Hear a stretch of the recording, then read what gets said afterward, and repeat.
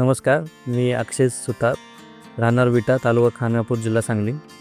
तर बघा झालं आज आपण शेतामध्ये पाठीमागून पाहत असाल तर ऊसाच्या शेतामध्ये आपण आलेलो आहोत. आम्ही शेतीसाठी महादनची जी काही खतं वगैरे आहेत त्याचा यूज करत असतो. त्याचा आम्हाला पीक उत्पादनामध्ये आणि बाकी सर्वामध्ये भरपूर फायदा झालेला आहे. आणि स्पेशली सांगायचं झालं तर महादनचं अमोनियम सल्फेट म्हणजे नत्रासाठी स्पेशल असं प्रोडक्ट आहे. त्याचा यूज आम्ही केलेला आहे आणि त्याचा आम्हाला फरक पण दिसलेला आहे. ज्याच्यामध्ये नत्र 21% आणि सल्फर 23% आहे.